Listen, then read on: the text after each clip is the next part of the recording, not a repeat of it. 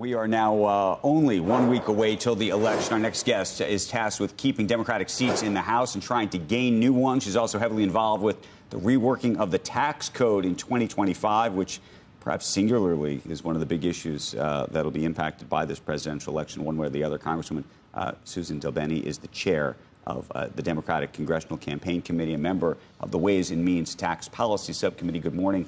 Good morning. To you. We'll talk about the tax policy piece in just a second, but what is your sense in this moment, not just of the presidential campaign, but your ability to keep the House, where you think the Senate goes? Take the House. Take the House. How you think this whole thing sort of plays out? Well, we're in a very strong position. We have great candidates running across the country.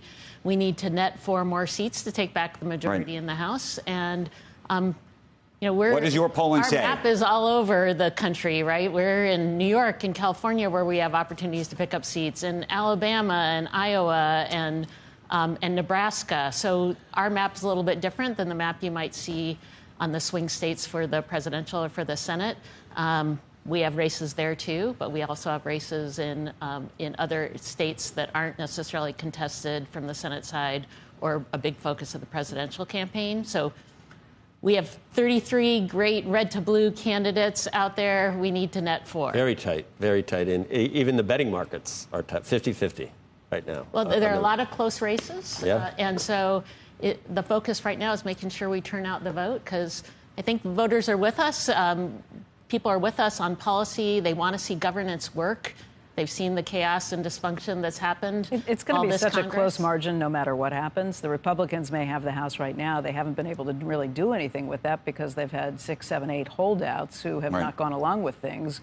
Why would the Democrats be able to do that any better? Well, look at what we did last Congress, right? Last Congress, when you had Nancy Pelosi, got a lot of when you had Nancy Pelosi done. who was still holding things up. But if you have a 1, 2, 3 vote margin, it seems complicated to think you're going to be able to really get some of the things you want passed without working across the aisle. And you'll need it because the Senate's probably gone. Do you think that? Do you think the Senate goes? First of all, I obviously have strong feelings that we have an opportunity not only to make sure we have President Harris, but also to keep the Senate.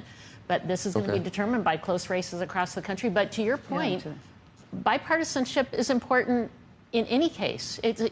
That's how we get policy done. It's got to get through the House. It's got to get through the Senate. It's got to get to the president's desk. And so I do think it's important that folks are working to build strong support for policy. And that's what the Republican majority in the House has failed to do. They haven't been interested. They can't even get along with each other, let alone work across the aisle. Are you in favor of getting rid of the filibuster? So I think we've got to figure out a way that we make sure that we can govern again. So that's a yes? The Senate right now seems is that a yes? capable of governing. You so think I we do should, think that that's going to be an important policy to try to figure out how we actually get a functional That means Senate. D.C. becomes a state. That means the Supreme Court gets some additional members. That would mean a lot I think it's about policy working and governance. Again, if we're going to actually make sure that we are going to move policy forward and Congress is going to do its part, then we need policymakers who are serious about governing. And we don't have people who are serious about governing in charge of the House right now. Again, they can't get along with the other. They can't pass basic procedures. They've put us on the brink of a shutdown, of a default, of a shutdown again.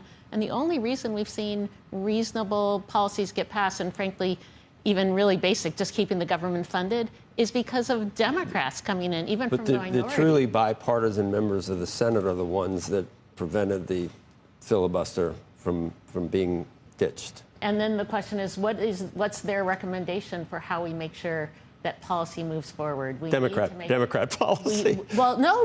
How do you make sure that strong policy, people can debate. I don't think anyone's against debate or sharing ideas and debating ideas. But in the end, we have to move forward. We have to move forward on policy that helps our country.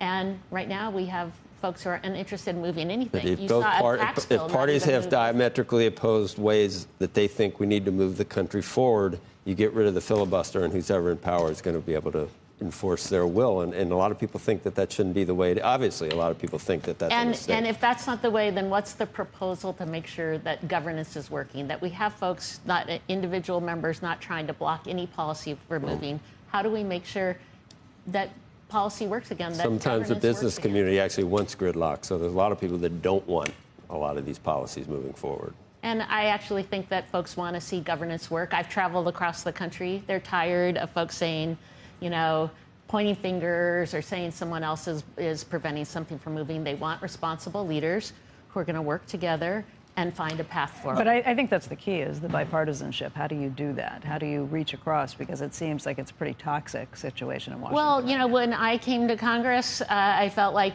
it was a divided, government felt pretty divided, and now it seems kind of quaint compared to where it is now. We're in a situation where we have folks, and like I said, folks in the majority can't even pass basic procedural votes. Well, but then let's get to the big 2025 issue. If the basics can't be dealt with, this tax policy issue, how does that even get resolved in any which way? But I think it can be resolved if we have people in Congress who are interested in governing. And I feel like we've lost, there are no moderates left on the Republican side in the House. They lost in primaries. Right. They lost. As Jeff Bezos said in his op-ed about journalists, complaining is not a strategy. So we can all complain. We can all complain about how horrific the whole system is. The question is, how do you move forward? We elect great candidates. We have great candidates across the country. We elect people who want to govern. And then we have people who actually are in D.C. focused on governing, not on being social media, you know, celebrities, but are focused on policy. That may be, but we all may want that. I'm saying that may not be the reality. So the question is, what do you think that the tax? I want to make sure that's the reality. I'm sure you do, but what if that is not the case? If the heavens don't, you know, shift in the next year or week rather, which is very unlikely, how do you actually see the tax debate play out? Well, I think, first of all, it's a really important tax year. I think it's important that we look and have folks who are going to really talk about kind of the core priorities we want to see: fairness, building a strong middle class, making sure that we have a strong economy that has opportunity for everyone. These are kind of core tenets. What do you think is a fair rate? Talk about fairness. So when I say fairness, look across the tax code overall, right? What are the policies we're going to put together? This isn't any one individual policy. It's going to be the collection and the interaction of these policies. We have a tax code that's incredibly complicated. We have these interactions where you make one change here, it has a downstream impact in another area. That's why having people who are serious about governing, who are going to come to the table, who are going to debate and look comprehensively about the impacts of tax policy and put tax policy in place that provides some stability and certainty going forward. What do you think is the biggest opportunity to raise funds without hurting growth? Well, I think we're going to look, obviously, at the tax policy overall, and revenue is going to be part of it. We're going to look at what the rates are right now, but we're also going to look at other incentives and things that may not be giving us a return on our investment. You know, I'm a former businesswoman. Our focus is making sure we get a great return on the investments we make. So if we have tax incentives that are no longer serving us well, then we should look at making sure we change that. And that's got to be part of this overall conversation. I think there are key investments that we can make that have a long-term effect. Okay. I'm a huge supporter of the child tax credit, the expanded child tax credit. That puts our kids gives them an incredible opportunity in the future. Child poverty costs us $1 trillion a year. Imagine what we can do if we put the expanded child tax credit back in place.